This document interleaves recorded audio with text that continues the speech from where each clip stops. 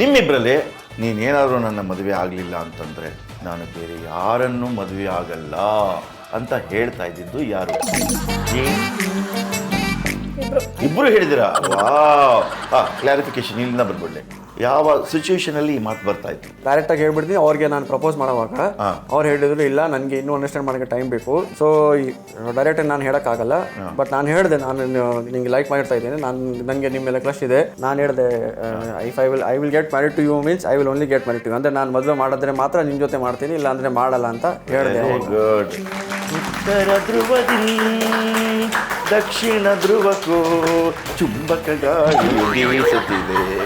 Okay, ನೀವು ಹೇಳಿ. ಒಂದು ಟೈಮಲ್ಲಿ ನಾವಿಬ್ರು ಸೇಮ್ ಏಜ್ ಅಂತ ಹೇಳಿದಾಗ ಓಕೆ ಇವಾಗ ಸದ್ಯಕ್ಕೆ ಬೇಡ 1-2 ವರ್ಷ, ಮತ್ತೆ ನಮ್ಮ ತಂದೆದು 1 ವರ್ಷ ದೊಳಗೆ ಮದುವೆ ಆಗಬೇಕು ಅನ್ನೋ ಒಂದು ಪ್ರೆಷರ್ ಬಂದಾಗ ಅಮ್ಮ ಏನಂತ ಹೇಳಿದ್ರು, ಲೈಕ್ ನೋಡು, ಲೈಕ್ ಈಗ ನಾವು ಮಾಡಬೇಕು 1 ವರ್ಷದೊಳಗೆ ಮದುವೆ, ಇಲ್ಲಿ ನಮ್ಮ ಕರ್ತವ್ಯ, ಇಲ್ಲ ಅಂದರೆ ಬೇರೆ ಪ್ರಪೋಸಲ್ ನೀನು ನೋಡ್ಬೇ. ಓಕೆ ಅವ್ರು ರೆಡಿ ಇಲ್ಲ ಅಂದರೆ ನಾವು ಬೇರೆದು ನೋಡಬೇಕಾಗತ್ತೆ ಅನ್ನೋ ಥರ ಇದು ಮಾಡಿ ಅಂದರೆ ಇಲ್ಲ ಆಗಂಗಿದ್ರೆ ಅವ್ರನ್ನೇ ಆಗಬೇಕು ಅಂತ ಹೇಳಿ ಅವ್ರನ್ನ ಕನ್ವಿನ್ಸ್ ಮಾಡಿಕೊಂಡು ಮಾಡ್ಕೊಂಡಿದ್ದೆ. ಸೊ 9th ಮಂತಲ್ಲೇ ಮದುವೆ ಮಾಡ್ಕೊಂಡ್ವಿ ನಾವು ಆ್ಯಕ್ಚುಲಿ ಹೇಳ್ಬೇಕಂದ್ರೆ. ಓಕೆ, ಈಗ ಒಂದು ಬಲೂನು.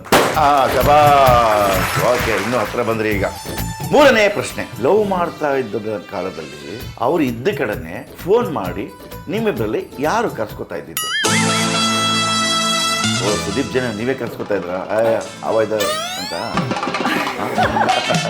ಇಲ್ಲ, ಆ್ಯಕ್ಚುಲಿ ಅವ್ರು ಬೆಂಗಳೂರಲ್ಲಿರೋರು, ನಾನು ತುಮಕೂರಲ್ಲಿ ಇರ್ತಿದ್ದೆ. ಆ್ಯಂಡ್ ಈವನ್ ನಮ್ಗೆ ವೀಕ್ಲಿ ಆಫ್ ಎಲ್ಲ ಮ್ಯಾಚ್ ಆಗ್ತಿರ್ಲಿಲ್ಲ. ನಾನು ಅಡ್ಮಿನ್ ಆಗಿ ವರ್ಕ್ ಮಾಡ್ತಾ ಇದ್ದೆ, ರಜೆಗಳು ಸಿಗ್ತಿರ್ಲಿಲ್ಲ. ಸೊ ಏನು ಮಾಡ್ತಿದ್ವಿ, ನಂದು ಆಫೀಸ್ ಮುಗಿಸ್ಕೊಂಡು ಬರೋ ಟೈಮ್ಗೆ ಅವ್ರು ಬಂದಾಗಲೇ ತುಮಕೂರಲ್ಲಿ ಕಾಯೋರು.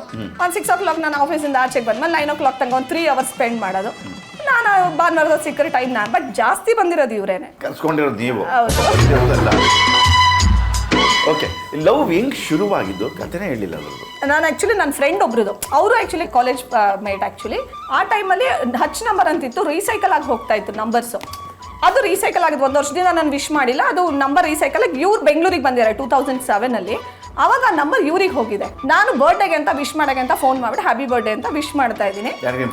ಅವರು ನಾರ್ತ್ ಇಂಡಿಯನ್ ಇದ್ದಿದ್ದು, ನಾನಲ್ಲ ಅಂತ ಹೇಳ್ತಿಯಾರ ಇವರು.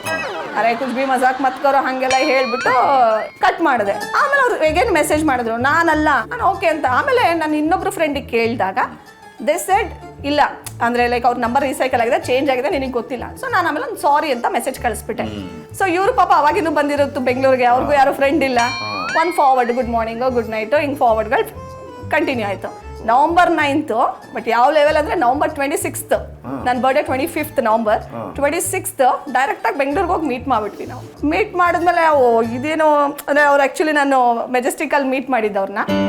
ಓಕೆ, ಪ್ಲಾಟ್ಫಾರ್ಮ್ ಯಾವುದೋ ಒಂದು ಪ್ಲಾಟ್ಫಾರ್ಮ್ ನಂಬರ್ 8 ಮೀಟ್ ಮಾಡೋಣ ಅಂತೆಲ್ಲ ಮಾತಾಯಿತು. ಸೊ ನಾನು ನಿಂತಿದ್ದೀನಿ, ಅವ್ರ ಮೇಲ್ಗಡೆಯಿಂದ ಮಾತಾಡಿಸ್ತಿದ್ದಾರೆ, ಅಂದರೆ ಲೈಕ್ ಫೋನಲ್ಲಿ ನಾನು ನಿನ್ನ ನೋಡ್ತಾ ಇದ್ದೀನಿ, ನೀನು ಈ ಡ್ರೆಸ್ ಹಾಕೊಂಡಿದ್ದೀವಿ ಅವೆಲ್ಲ ಹೇಳ್ತಾ ಇದ್ದಾರೆ. ಬಟ್ ನಾನು ಏನಂದರೆ ಅವಾಗ ಗೊತ್ತಾಗ್ತಿಲ್ಲ ಏನು ಮಾತಾಡೋದು. ಬಟ್ ಆಮೇಲೆ ಅವ್ರು ಬಂದಾಗ 1 ಸೆಕೆಂಡ್ ಶಾಕ್. ಕಣ್ಣೇನು ಹೇಳದೆ ಕಿರುನಗೆಯ ಚೆಲ್ಲದೆ